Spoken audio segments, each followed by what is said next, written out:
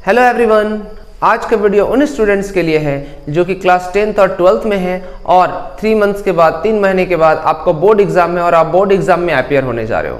तो हर एक चीज़ का स्ट्रेटेजी होता है बच्चों कि 3 मंथ्स का स्ट्रेटेजी क्या होगा, हम लोग किस तरह से स्टडी करें, किस तरह से पढ़ाई करेंगे कि हमारा जो आउटपुट है, हमारा जो रिजल्ट है वो मैक्सिमम हो। ठीक है, तो इसके लिए स्ट्रैटेजी को डिस्कस करने के पहले थोड़ा सा हम लोग जिस क्लास में आप हो उस क्लास का इंपॉर्टेंस को समझते हैं। ठीक है, जैसे मान लो आप क्लास 10th में हो, क्लास 9th में आपने बहुत अच्छे से पढ़ाई किया, क्लास 8 में आपने बहुत अच्छे से पढ़ाई किया, 90% गेन करके ले आए, 90% स्कोर करके ले आए।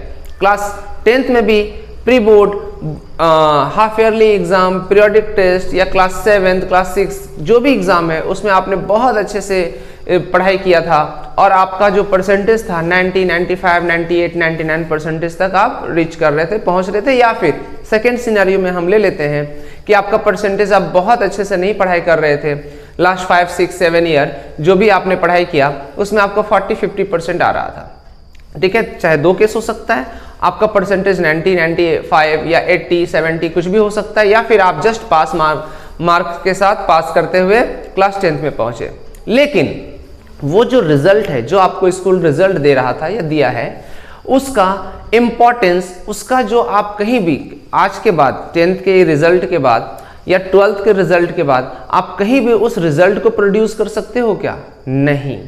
क्यों नहीं कर सकते? क्योंकि जो भी आपका रिजल्ट है, जो भी आप 15 साल में पढ़ाई किए हो, मीन्स जो आपका एज हो रहा है, आप 15-16 ईयर में बोर्ड के एग्जाम देते हो, तो जो 15-16 ईयर का जो आपका रिफ्लेक्शन है वो बोर्ड एग्जाम के रिजल्ट में ही दिखेगा। आप 90% लाए या 60% लाए या 40% लाए क्लास 8, 7, 6, 9 में, वो मैटर नहीं करेगा। मतलब अगर आप जो भी रिजल्ट बोर्ड एग्जाम में लेकर के आ रहे हो, ठीक है, वही आपका 15 साल का रिफ्लेक्शन को दिखाएगा। तो हम अपने आप को इस तरह से रिप्रेजेंट करें इस आने वाले 3 मंथ में कि हम जितना भी 15 साल में हमने पढ़ाई किया, 15 ईयर में हमने पढ़ाई किया, 14 ईयर में पढ़ाई किया, उसका रिफ्लेक्शन 3 मंथ्स के बाद हमको दिखाना है। ठीक है, तो अब हम लोग इसका इंपॉर्टेंस समझ में आ गया कि क्लास 10th का बोर्ड एग्जाम का इंपॉर्टेंस क्या है। आपका 15 साल का मेहनत ये बोर्ड एग्जाम में दिखना होता है, ये दिखाना होता है। लेकिन अब आपके पास कितना समय बचा है बच्चा? 3 मंथ बचा है। इस 3 मंथ में ही आपको 15 साल का वर्क को करना होगा। तो क्या हार्ड वर्क के साथ कर सकते हो? नहीं, एक स्ट्रैटेजी के साथ आपको अप्रोच बनाना होगा कि वो स्ट्रैटेजी क्या होगा कि 3 मंथ्स में हम कुछ इस तरह से पढ़ाई करें कि हमारा जो परसेंटेज है, जो स्कोर है बोर्ड एग्जाम में, वो 90% या 90% से एबव स्कोर हो। ठीक है, तो इसके लिए आपको कुछ टेक्निक को अप्लाई करना होगा। हम लोग 1 by 1 डिस्कस कर रहे हैं टेक्निक। ठीक है, पेशेंस के साथ देखिएगा, लास्ट तक अगर आप बने रहिएगा तो आपको सारा टेक्निक को मैं डिस्कस करूंगा और आपको इसको फॉलो करना है। फॉलो करोगे, ये ऑलरेडी प्री डिफाइंड टेक्निक है। हम अपने स्टूडेंट्स को 2015 से मैं टीचिंग सेक्टर में हूँ, तो 2015 से हम पढ़ा रहे हैं और ये टेक्निक को इम्प्लीमेंट करते हुए हमने मैक्सिमम आई थिंक 400, 500, 1000 बच्चे में हमने इम्प्लीमेंट किया और रिजल्ट एकदम पॉजिटिव है। ठीक है, अगर आप भी करते हो ये इस टेक्निक को फॉलो, तो आप नीचे जब आपका बोर्ड एग्जाम का रिजल्ट आ जाएगा उसके बाद आप फिर से कमेंट करना। इस वीडियो को देखने के बाद आप सेव कर लेना। ठीक है, और उसके बाद आप नीचे कमेंट करना, तो नेक्स्ट ईयर के बच्चों को ये क्या होगा? फ्रूटफुल होगा। तो सबसे पहला टेक्निक है इस 3 मंथ में कि आप इस 3 मंथ में किस तरह से पढ़ाई करोगे। आपको बुक नहीं पढ़ना है। अब अगर थ्योरी पार्ट्स का मैं बात कर रहा हूँ, अगर आप जो भी बुक को फॉलो करते हो, एनसीईआरटी को तो फॉलो करना ही करना है, रेफरेंस बुक भी आप फॉलो करते होगे किसी भी सब्जेक्ट का, तब आपको अब बुक को थ्रॉली रीड नहीं करना। सबसे पहला आपका जो गिवन नोट्स है, आई थिंक कि कम से कम इतना सिंसियर आप होंगे कि आपने नोट्स हर एक चैप्टर का बना के रखा होगा। ठीक है, ऐसा बहुत सारे बच्चे होंगे जिनके पास नोट्स भी नहीं होगा, तो कोई बात नहीं, नोट्स नहीं होगा तो अभी आप नीचे डिस्क्रिप्शन बॉक्स में हम लिंक दे देंगे टेलीग्राम चैनल का, हर एक चैप्टर का शॉर्ट नोट्स आपको मिल जाएगा। तो आप उस नोट्स को ही पढ़ना है, या फिर जो भी आप अपना नोट्स बना के रखे होंगे अभी तक, जो लास्ट 10 मंथ से आप पढ़ते आ रहे हो, हर एक सब्जेक्ट का कुछ ना कुछ नोट्स होगा, तो अब आपको उस नोट्स को ही पढ़ना है। ठीक है, पहला स्ट्रेटेजी। दूसरा कि अब कोई रेफरेंस बुक भी फॉलो नहीं करना है। क्या बोल रहे हैं सर? कुछ भी नहीं आप करने बोल रहे हैं, नोट्स पढ़ने बोल रहे हैं, रेफरेंस बुक को फॉलो नहीं करने बोल रहे हैं, एकदम सही सुन रहे हो। हर एक मंथ का हर एक एग्जाम का कुछ ना कुछ स्ट्रेटेजी होता है। तो ये जो स्ट्रेटेजी मैं बता रहा हूँ, ये लास्ट 3 मंथ का स्ट्रेटेजी बता रहा हूँ, ठीक है। तो अभी आप बने रहिए, आपको घबराने का जरूरत नहीं है। हम जितना स्टेप आपको फॉलो करने बोलेंगे आप जरूर कीजिएगा, आपको रिजल्ट मिलेगा। तो हमने फर्स्ट आपको बोला कि आपको नोट्स से ही पढ़ना है। सेकेंड, अब कोई रेफरेंस बुक आपको यूज नहीं करना है, रेफरेंस बुक आपको यूज नहीं करना।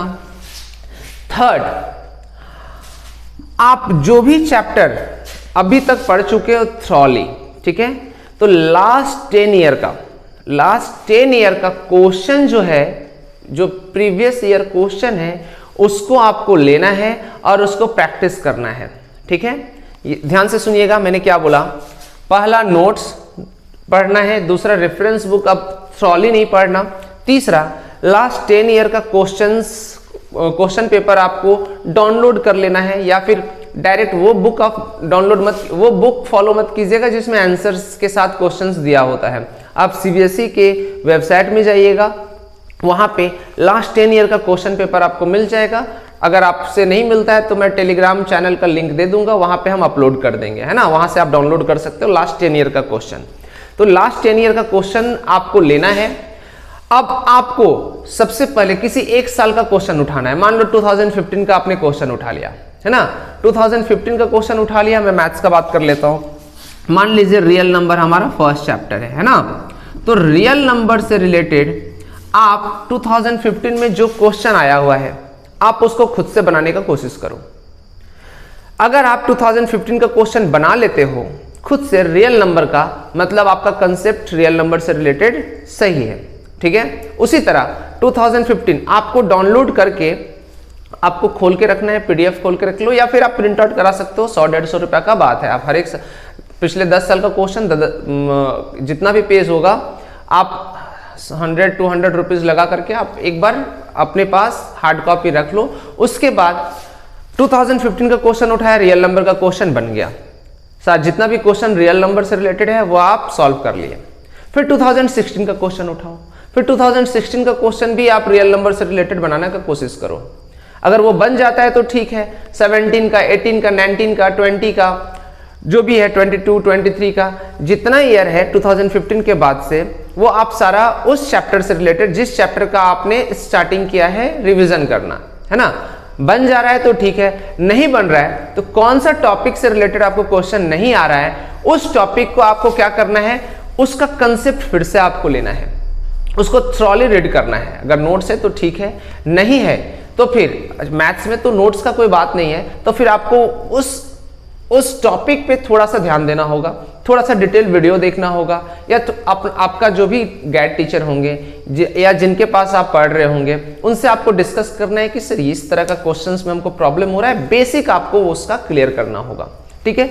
उसी तरह से जो भी आपका चैप्टर है, साइंस में लाइट है, इलेक्ट्रिसिटी है, फिजिक्स में, फिजिक्स का बात कर रहा हूं मैं, इलेक्ट्रिसिटी है, लाइट है, या फिर magnetic effect of electric current, जो भी आप चैप्टर उठा रहे हो, उस चैप्टर का प्रीवियस ईयर क्वेश्चन 2015 से 2023 का आपको थ्रॉली बनाने का कोशिश करना है। जो क्वेश्चन नहीं बन रहा है उस टॉपिक को आपको एक बार फिर से पढ़ना है।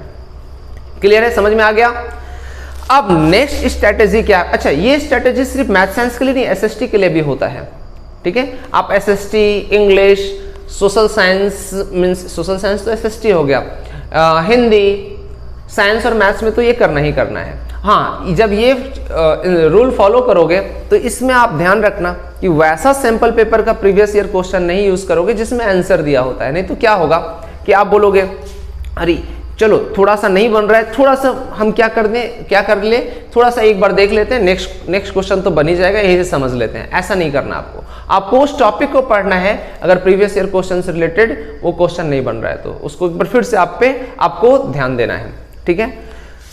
6 आप मीन्स 6 नहीं, नेक्स्ट आपको फिर जितना भी चैप्टर है उसका जो भी फॉर्मूला है उसको एक पेज में आपको छोटा पॉकेट डायरी रखना है ना, उसमें मैथ्स और साइंस का स्पेशली हर एक पेज में आपको फॉर्मूला लिख लेना है। एक चैप्टर का मान लो हम उठा लेते हैं इलेक्ट्रिसिटी, ठीक है। इलेक्ट्रिसिटी का I is equal to Q by T, ठीक है, Q is equal to NE, ये जितना भी फार्मूला है, या फिर V is equal to IR, P is equal to VE, जो भी फार्मूला आपको एक चैप्टर में होगा उसका एक पेज में जो छोटा पॉकेट डायरी है उसमें आपको लिख के रख लेना है। इससे क्या होगा, जब भी आपको कुछ कहीं बैठे हो या फिर आप कोई चैप्टर पढ़ने के लिए बैठे हो, जो नोट्स से आप रीड कर रहे हो, तो आप उसको एक बार थॉली क्या कर सकते हो, रिवाइज कर सकते हो, ठीक है, आपके लिए आसान हो जाएगा चीजें। तो अब उसके बाद नेक्स्ट है बच्चा, रिपीटेशन साइकिल का आपको कंसेप्ट को फॉलो करना है। रिपीटेशन साइकिल का कंसेप्ट क्या होता है, ये सबसे इंपॉर्टेंट है, मोस्ट इंपॉर्टेंट थिंग कि मोस्ट इंपॉर्टेंट रिपीटेशन साइकिल का कंसेप्ट आपको फॉलो करना है। रिपीटेशन साइकिल क्या होता है कि जो चीज़ अभी हम पढ़े, या जो ऐसा समझो कि आप जहाँ पे आप रहते हो वो वहाँ से आप 10 साल के लिए आप कहीं और चले जाओ, दिल्ली चले जाओ, अमेरिका चले जाओ, लंदन चले जाओ, और 10 साल के बाद आप जब आओगे तो आप अपना घर का रास्ता भूलोगे क्या? नहीं ना। इसके पीछे का रीज़न है, अगर कोई भी चीज़ एक इंटरवल में आप एक इंटरवल ऑफ टाइम में 6 टाइम्स आप रिपीट कर लेते हो तो वो चीज़ें आपके दिमाग में क्या हो जाएगा, हमेशा हमेशा के लिए इमेज के फॉर्म में बन जाएगा। तो हम जो चीज़ पढ़ रहे हैं उसको एक टाइम इंटरवल में 6 बार कम से कम रिवाइज करेंगे। कितना बार? 6 बार। तो अभी हम बता रहे, घबराने का जरूरत नहीं है। जैसे मान लो कोई आज टॉपिक पढ़े, आज हो गया फर्स्ट डे, तो फर्स्ट डे आपको बुक ही पढ़ना होता है बच्चा, लेकिन अभी 3 मंथ्स बचा हुआ है, तो 3 मंथ्स में कोई भी चैप्टर को बुक पढ़ करके आपको पॉसिबल नहीं है कि सारा सब्जेक्ट कंप्लीट कर लें। इसीलिए आपको फर्स्ट डे अगर ये स्ट्रेटजी में सेशन के बिगनिंग में बताता तो आपके लिए ज़्यादा फ्रूटफुल होता, आपके लिए अभी चीज़ें आसान हो जाती। लेकिन अभी 3 मंथ्स बचा हुआ है, इसलिए मैं अभी आपको नोट्स से शुरू करूँगा। आपको नोट्स पढ़ना है, ठीक है, जो भी नोट्स आपके पास है उससे पढ़ना, या फिर मैंने अभी बताया आपको कि नोट्स नहीं है तो आप मेरा टेलीग्राम चैनल का लिंक नीचे होगा, हम आपको चैप्टर बाय चैप्टर हर एक सब्जेक्ट का, हर एक चैप्टर का, स्पेशली मैथ्स और साइंस का आपको नोट्स मिल जाएगा। मैथ्स का भी फार्मूला आपको मिल जाएगा, जितना फार्मूला आपको जरूरत है हर एक चैप्टर का, चैप्टर वाइज, है ना। तो फर्स्ट डे आपको नोट्स पढ़ना है। उसके बाद फर्स्ट डे के बाद थर्ड डे में आपको फिर से वही चीज जो आज आप पढ़ाई किए हो। नोट्स पढ़ने में किसी भी चैप्टर का I think half an hour से एक घंटा लगेगा, आधा घंटा से 1 घंटा, है ना। तो थर्ड डे उस नोट्स को एक बार फिर से रिवाइज करना है। तो नोट्स को जब आप एक चीज ऑलरेडी फर्स्ट डे पढ़ चुके हो तो थर्ड या फोर्थ डे में जब आप उसी नोट्स को पढ़ने जा रहे हो तो ड्यूरेशन ऑफ टाइम क्या हो जाएगा, हाफ हो जाएगा, कम हो जाएगा। अगर फर्स्ट डे आपको 1 घंटा लगा तो थर्ड डे आपको हाफ एन आवर लगेगा, ठीक है। उसके बाद फिर से 3 के बाद सिक्स्थ डे में आपको उस जो नोट्स आप पढ़े हो, ठीक है, उस नोट्स से रिलेटेड आपको शॉर्ट नोट्स 3 to 4 पेजेस में, या अगर नोट्स है 10 पेज का तो 3 to 4 पेजेस में आपको खुद से एक बार स्कीमिंग करके एक बार नजर घुमा के देखना है और खुद अपने लैंग्वेज में, अगर कोई बड़ा डेफिनेशन है तो उसको अपने लैंग्वेज में, शॉर्ट लैंग्वेज में आपको छोटा छोटा पॉइंट करके लिखना है। लिखने के बाद आपको क्या होगा, अगर ये हाफ एन आवर लगा था तो लिखने में, मैं पूरा डेफिनेशन नहीं बोल रहा हूं, मैं पूरा नोट्स नहीं बोल रहा हूं, उसका छोटा छोटा पॉइंट समरी के रूप में लिखना है, हाफ एन आवर के आसपास लगेगा, ठीक है। शॉर्ट समरी आप बोल सकते हो, इसको समरी लिखना है। जहां पे आप नोट्स बनाए हो या फिर एक आप छोटा सा नोटबुक अलग से ले लेना और उसमें मैथ्स और साइंस मीन्स 2 सब्जेक्ट का एक कॉपी में आप इस तरह से वर्क कर सकते हो। तो आपको शॉर्ट समरी लिखना है। समरी इन द सेंस बड़ा डेफिनेशन है, उसको 4 से 5 पॉइंट में आप लिखोगे। ये कौन सा डे का बात बोल दिया बच्चा? 6th डे का बात बोल दिया। अब उसके बाद 12th डे में आपको क्या करना है? 12th डे में आपको जो शॉर्ट समरी बनाए हो ना, जो शॉर्ट समरी छोटा छोटा पॉइंट में आप चीजों को लिखे हो, उसका 2-2 वर्ड में, 2-2 वर्ड इन द सेंस कि एक बड़ा सा डेफिनेशन, उसको शॉर्ट समरी बना लिए। अब उस शॉर्ट समरी का एक आपको इंटर रिलेशन जो रिलेशन होता है उसको आपको ढूंढ के लिखना है, ठीक है। जैसे मैं बता देता हूं, इलेक्ट्रिक करंट, इलेक्ट्रिक करंट है हमारा बच्चा। इलेक्ट्रिक करंट का फॉर्मूला होता है I = Q/T, ठीक है। अब यहां से हम एक और शॉर्ट समरी बनाएंगे जिसको हम लोग माइंड मैप भी बोल सकते हैं। I का हमारा ये इलेक्ट्रिक करंट है, इसका यूनिट होता है एम्पियर, फिर Q का यूनिट होता है कूलम और T का यूनिट होता है सेकेंड, लाइक दैट। इस तरह से इंटर रिलेटेड आपको चीजों को क्या करना है, माइंड मैप के फॉर्म में लिखना है या बनाना है, ठीक है। अगर आपको माइंड मैप का कंसेप्ट चाहिए तो नीचे डिस्क्रिप्शन बॉक्स में लिंक मिल जाएगा। हमने ऑलरेडी कुछ चैप्टर का माइंड मैप बना रखा है, तो आप नीचे से समझ सकते हो किस तरह से माइंड मैप आप क्रिएट करो, या फिर आप हमारे चैनल से जुड़े हुए हो तो हर एक चैप्टर का माइंड मैप आने वाले कुछ दिनों में आपको आपके पास मिल जाएगा विथ डिटेल सॉल्यूशन कि किस तरह से माइंड मैप में आप माइंड मैप से आप चीजों को याद कर सकते हो, रिलेट कर सकते हो, ठीक है। माइंड मैप देखो 1 2 3 4। अब 15th डे या फिर 18th डे, ये डिपेंड करता है पर्सन टू पर्सन। 15th से 18th डे में आप जो माइंड मैप बनाए हो उसको बिना देखे हुए आपको फिर से उसी चीज को एक नेक्स्ट पेज में लिखना है। नेक्स्ट पेज में लिखने का मतलब क्या होगा बच्चा, कि अगर जो माइंड मैप आप बनाए हो, माइंड मैप एक पेज में पूरे चैप्टर का बन जाता है। अब जो माइंड मैप आप बनाए हो उस माइंड मैप को जस्ट इमेजिनेशन करके किसी और पेज में लिखना है। अगर कुछ चीज मिस हो जा रहा है, कोई भी चीज मिस हो जा रहा है, तो उसको एक बार पलट के देखना है कि क्या रिलेशन मेरे से मिस हो गया, है ना। आई थिंक माइंड मैप को देखने में 5 से 7 मिनट लगेगा, देखने में क्या, बनाने में भी 5 से 7 मिनट लगेगा, ठीक है। तो ये 15 से 18 डे में इस माइंड मैप को स्कीमिंग करना है, देखना है।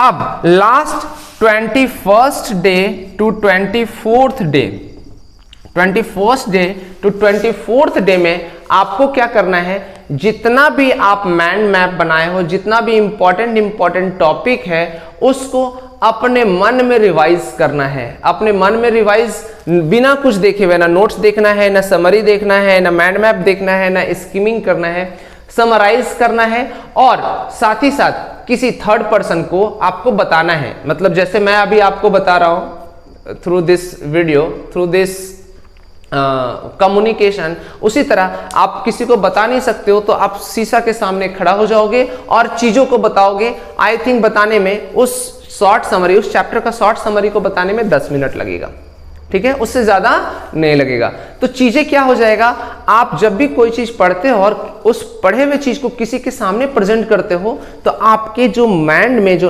में ना है, वो चीजें हमेशा के लिए रह जाता है, आप वो फिर भूलोगे नहीं। लेकिन आज पढ़े और कल बताने लग गए तो ऐसा नहीं है। ये रिपीटेशन साइकिल को फॉलो करके आपको लास्ट में ये चीज शीशे मिरर के सामने खड़ा होकर के चीजों को बताना है। किसको बताना है, अपने आप को बताना है, क्योंकि आप किसी को बताओगे, आप किसी के पास समय नहीं है, आपसे कुछ सुनना नहीं चाहेगा, है ना। तो ये रिपीटेशन साइकिल का टेक्निक हुआ।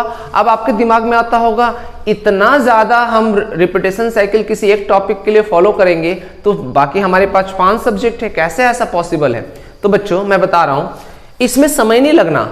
नोट्स में फर्स्ट डे में 1 घंटा लग रहा है तो सेकेंड डे में ½ एन आवर लगेगा, सेकेंड रिवीजन में ½ एन आवर लगेगा, थर्ड समरी में 20 मिनट 15 मिनट लगेगा, उसके बाद माइंड मैप में 5 से 7 मिनट लगेगा, स्कीमिंग करने में 2 मिनट लगेगा, और ये लास्ट जो रिवीजन है बताने में आपको 10 मिनट लगेगा।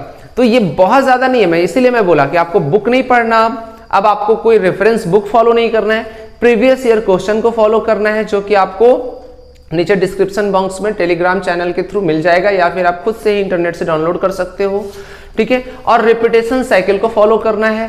अगर आप प्रीवियस ईयर क्वेश्चन बना रहे हो तो आपको ये कोई भी जो भी टॉपिक नहीं बन रहा है उस टॉपिक को फिर से आपको पढ़ना है, ठीक है। अगर आप ये स्ट्रेटेजी फॉलो करते हो तो आप लिख लो, जब आपका मई में रिजल्ट आएगा तो अगर किसी का 90% से कम आया, ईमानदारी से अगर आप इसको फॉलो किए हो, तो आप नीचे कमेंट करके हमें लिख सकते हो कि सर आपका स्ट्रेटेजी बहुत फ्रूटफुल नहीं था। मैं गारंटी के साथ आपको बोलता हूं कि मेरे स्ट्रेटेजी फॉलो करने के बाद इस 3 मंथ में आप मोर देन 90% स्कोर कर सकते हो, ठीक है। तो आप आई थिंक सबको समझ में आ गया होगा कि हम आने वाला 3 मंथ में क्या स्ट्रेटेजी को फॉलो करें कि हमारा स्कोर जो है मोर देन 90% स्कोर हो, ठीक है। चलिए आज के लिए इतना ही। थैंक यू, धन्यवाद, टेक केयर।